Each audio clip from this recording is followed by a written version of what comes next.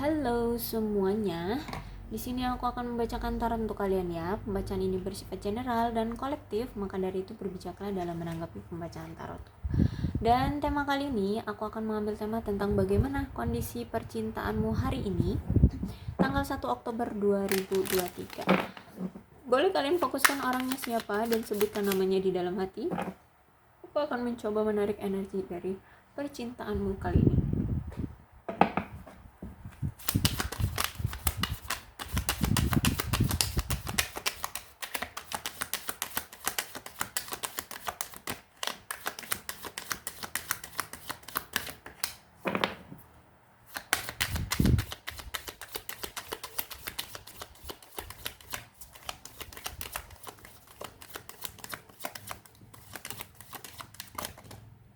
Okay. Ada passion and getting to know each other. Ternyata orang ini masih memiliki hasrat dan gairah sama kamu, tapi sayangnya ternyata dia itu tidak mengenal kamu lebih dalam. Dia tidak mengenalmu seutuhnya. Jadi oke. Dia bingung ya, sekarang dia merasa kebingungan, dia merasa kayak nggak menemukan jalan. Kita konfirmasi dulu dengan tarotnya.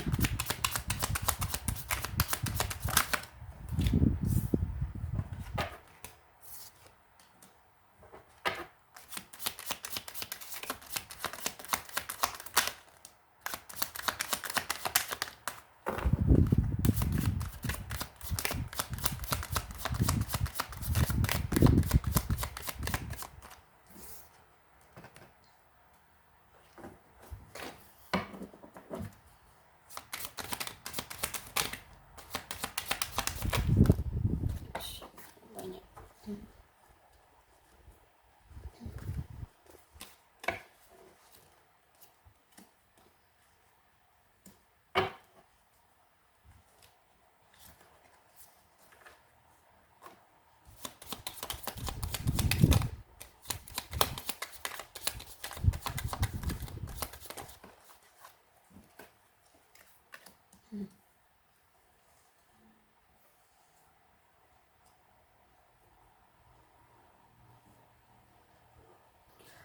Oke, nampaknya dari kamu ini merasa kurang adanya perhatian dari si dia ya, dan adanya ketidakseimbangan juga yang kalian alami dalam hubungan ini. Kalian merasa lelah dengan hubungan ini, kalian tidak mampu untuk menerima situasi dan keadaannya.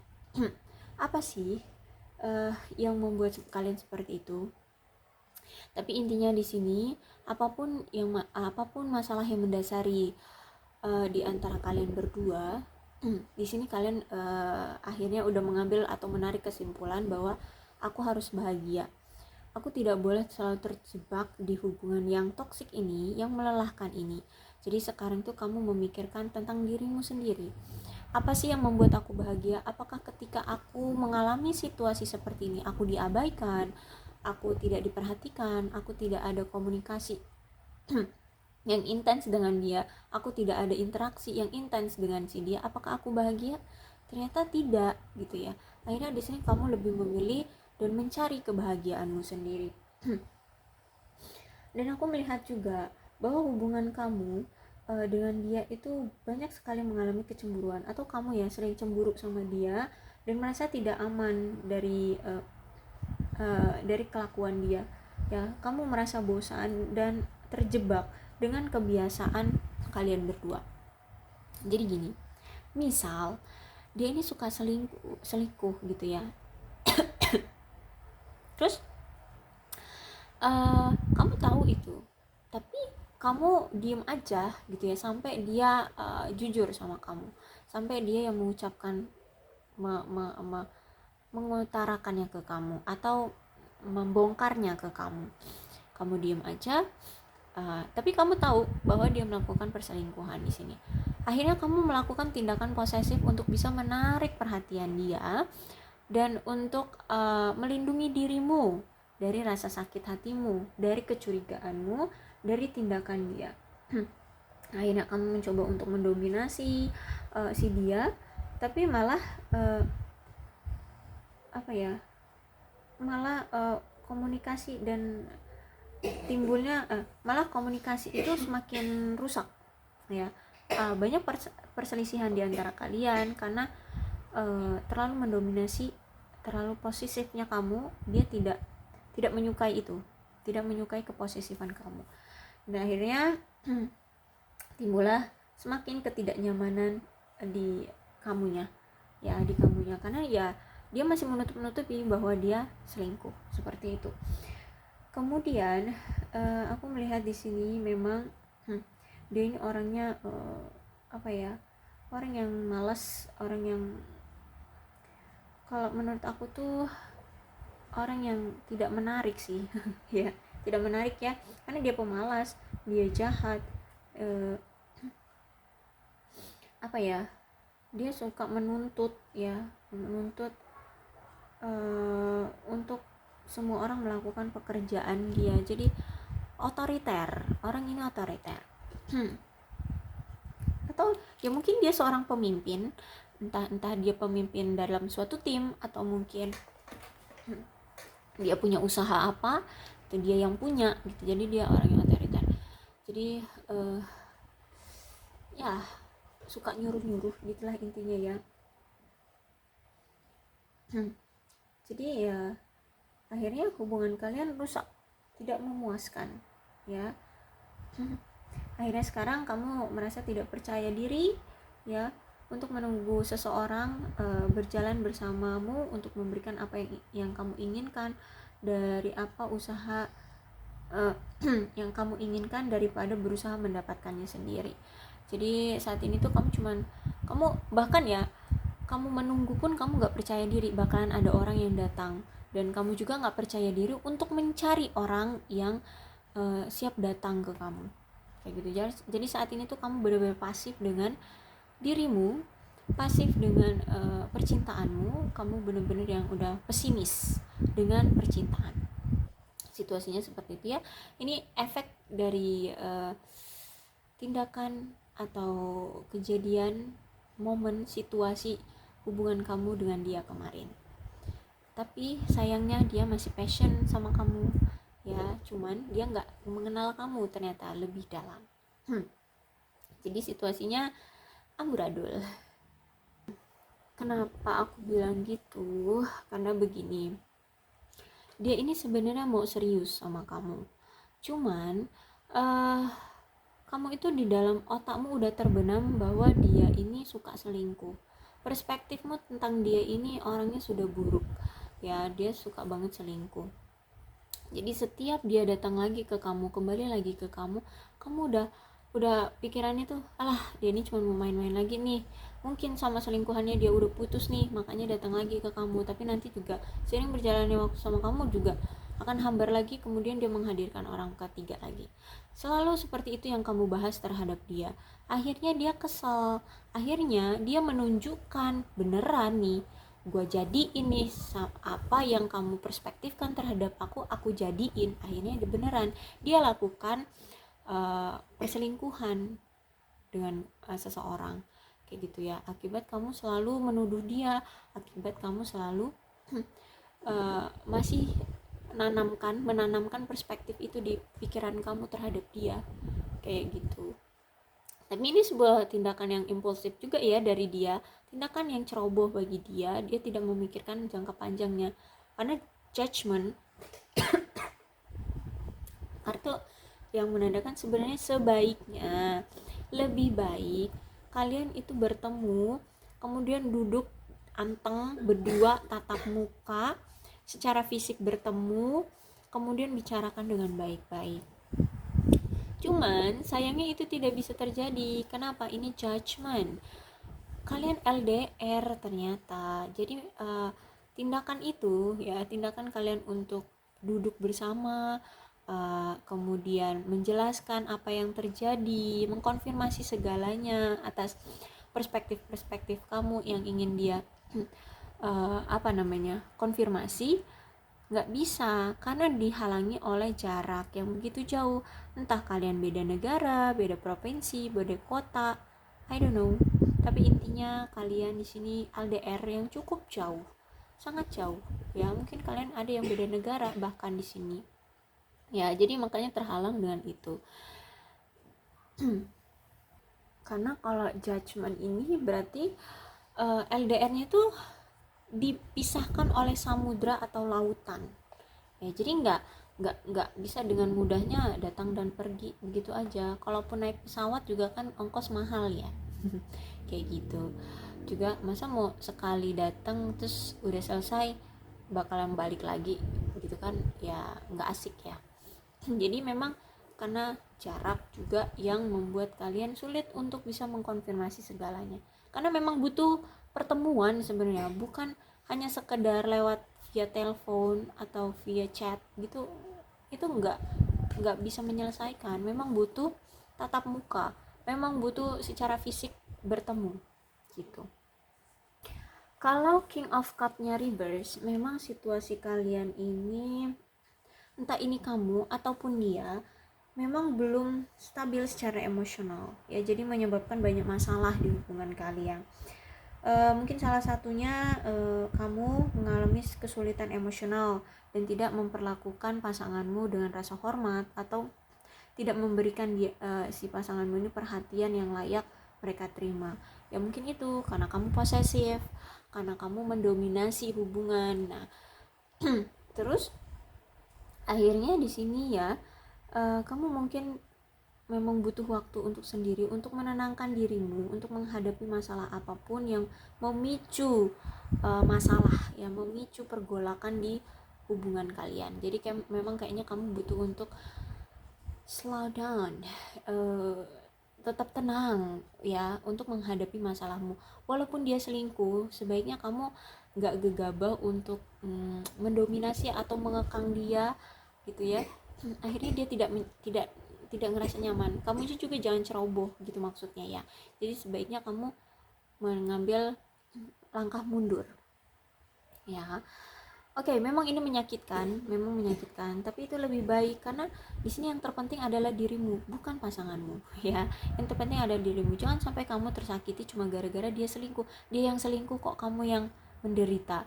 Dia yang selingkuh kok kamu yang punya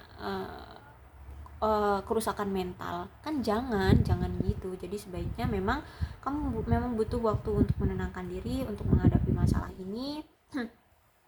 Ya, aku tahu memang ini suatu tindakan yang sangat-sangat membuatmu sakit ya, karena dia tidak jujur, karena dia menipu kamu, karena dia bahkan sampai-sampai membuat skenario agar tidak ketahuan ya, melakukan suatu pelecehan atau melakukan ya perselingkuhan ini seperti itu.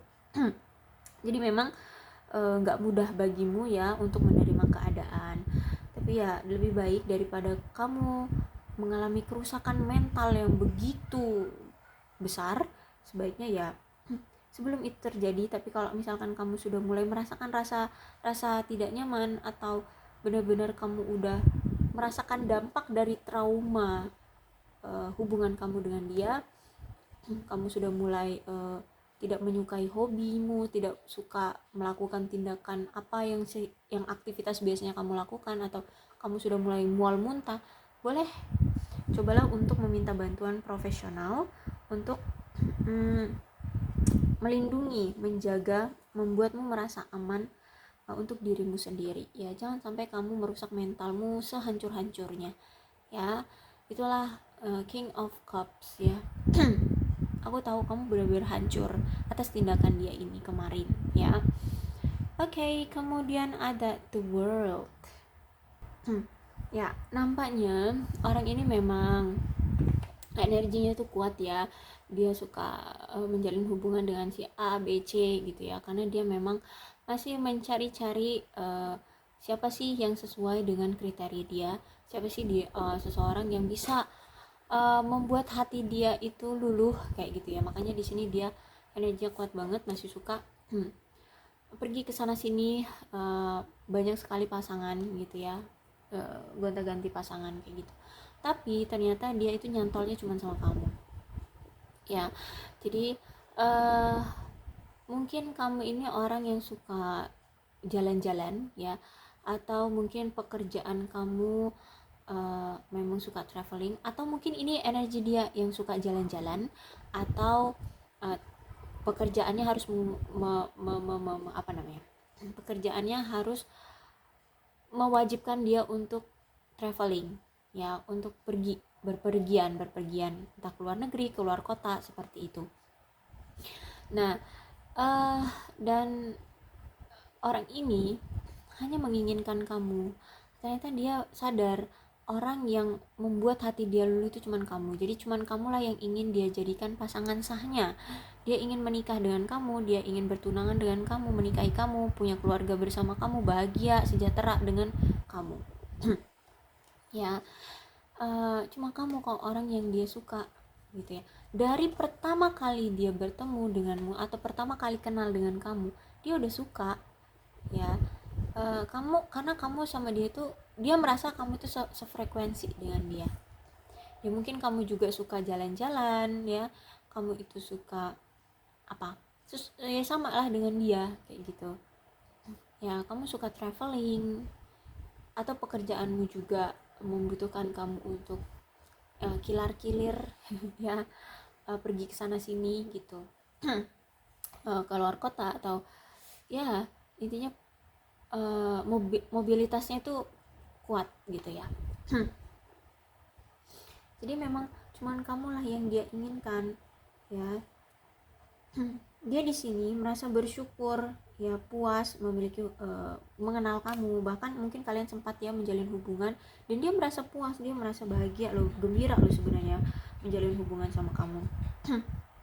Jadi dia pengen menikah sama kamu, memulai sebuah rumah tangga bersama kamu ya.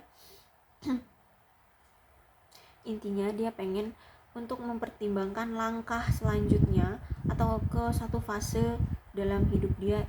Dia pengen mengakhiri satu fase dalam hidup dia gitu ya. Apa fasenya? Ya fase pencarian. Nah, fase pencarian pasangan ini ingin dia akhiri, dan siapa endingnya yang dia ingin labuhkan, yaitu kamu ya. Jadi mungkin akan ada suatu tindakan dari dia nantinya yang akan membuat kalian berdua bisa membuat rencana atau bahkan keputusan penting. Apa keputusan pentingnya? Ya entah itu mungkin pertunangan, persatuan kembali, balikan lagi gitu ya. Kalau kalian di sini sekarang udah putus, kalian pengen balikan lagi, atau bahkan sampai menikah. Ya. Memang orang ini gampang banget tergoda ya, gampang banget tergoda dengan lawan jenis, kemudian tergoda dengan hal yang bersifat keduniawian gitu ya. Dia mungkin gila kerja, dia cuma hanya berpikirnya tentang uang seperti itu, atau mungkin kehidupan dia memang hedon gitu ya, glamor kayak gitu. Atau ya dia pengen terlihat bahwa dia kaya raya seperti itu. Makanya di sini dia sempat pengen punya pasangan tuh yang orang kaya gitu. Jadi bisa menutupi kehidupan dia dengan bergelimangan harta seperti itu. Nah, tapi sayangnya dia di sini kodependensinya cuma sama kamu, dia ketergantungannya cuma sama kamu ya. Jadi mau kayak manapun masalah yang kalian alami ya, dia akan balikan lagi sama kamu ya, karena dia di sini dinaungi oleh iblis. Cuman memang karena ini dinaungi oleh iblis, memang jadinya kelihatan bahwa ini tuh situasi hubungan yang sangat toksik ya, sangat toksik. Kalian selalu didatangkan, kemudian ada niatan buruk di dalamnya, ada tujuan yang tidak baik di dalamnya, akhirnya kalian berpisah, kemudian kalian nanti akan dibalikan kembali seperti itu ya. Jadi mau gimana pun ya, kalian masih diikat oleh iblis ini. Memang situasinya memang toksik ya, karena iblis yang menaungi, bukan the lovers ya. Tapi mau gimana pun juga kalian akan dipersatukan kembali seperti itu. Jadi Memang akan sulit ya untuk bisa lepas dari devil ini, memang akan lebih sulit karena ini kartu obses juga ya. Jadi walaupun kayak manapun masih passion, masih terobsesi dia terhadap kamu, kamu terhadap dia, karena dinaungi oleh iblis ya. Oke, kemudian ini kartu terakhirnya apa sih? Eight of One reverse. Memang kuat banget ya. Sebelum aku ke Eight of Wands ini, memang kuat banget energinya. Ini ada pelecehan, perselingkuhan, pengkhianatan, terus juga ada niatan buruk ya, kayak dia pengen memanfaatkan pasangan kayak gitu ya. Tapi ini gimana ya, walaupun seperti itu, orang ini ternyata ya ketergantungannya sama kamu, terobsesinya cuma sama kamu gitu. Walaupun dia sering selingkuh di luar sana, tapi ya hatinya cuma terpautnya sama kamu. Karena ada The Devil di sini. The Devil itu kalau di kartu aslinya itu dirantai loh. Ya, ada satu pasangan cowok sama cewek. Kalau di sini cewek sama cewek ya. Ya sebenarnya ini cowok ya. Lihat ini parasnya kayak cowok, ini cewek. Dan mereka ini diikat oleh rantai aslinya kalau di kartu. Nah, jadi walaupun ini dinaungi devil, ada niatan buruk gitu ya, ada tujuan-tujuan tertentu di hubungan ini, tapi kalian masih terikat gitu. Makanya mau kayak manapun ketoksikan di dalam hubungan kalian akan didatangkan lagi seperti itu. Dan ini Eight of One reverse, memang hubungan kalian ini penuh dengan kesalahpahaman dan miskomunikasi. Apalagi di sini juga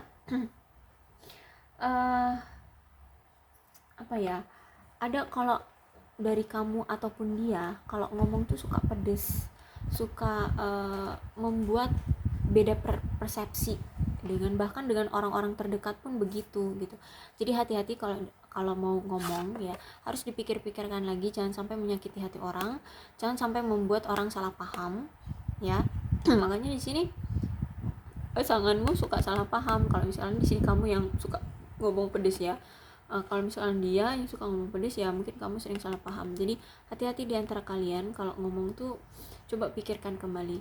Nah, kalau misalkan kalian masih mau bersama kembali, cobalah nanti kalau mau mengambil keputusan diperundingkan bareng-bareng ya. Jadi jangan sampai ada kesalahpahaman di antara kalian ya, karena di sini aku lihat dia masih passion sama kamu, cuman dia tidak mengenalmu lebih dekat. Makanya di sini banyak sekali kesalahpahaman, banyak sekali miskomunikasi gitu ya. Aku rasa cukup untuk pembacaan kali ini, mudah-mudahan resonate ya. Kalau belum resonate ya udah, nggak usah dipaksakan. Tapi intinya di sini adalah perbaiki komunikasi, melakukan pendekatan ya. Karena dari komunikasi itu banyak yang akan terjadi, lebih dekat, lebih mengerti pasangan, lebih memahami pasangan, akhirnya tahu apa suka dan tidak sukanya dari pasangan, seperti itu. Banyak ya. Intinya di sini adalah kalian butuh memperbaiki komunikasi. Udah itu aja ya, dari komunikasi semuanya bisa terjalin dengan baik gitu. Oke, untuk zodiaknya di sini ada Capricorn, Taurus dan Virgo. Capricorn, Taurus dan Virgo, Cancer, Scorpio dan Pisces, Leo, Aries, Sagittarius. Energi paling kuat di sini ada Capricorn. Oke, itu aja ya. Tapi tidak menutup kemungkinan kedua belas zodiak bisa resonate dalam pembacaan ini, asalkan ceritanya sama dengan keadaan kalian, maka ini energi dari kalian. Berbijaklah dalam menanggapi pembacaan tarotku ya. Salam sehat untuk kalian semua dan bye-bye.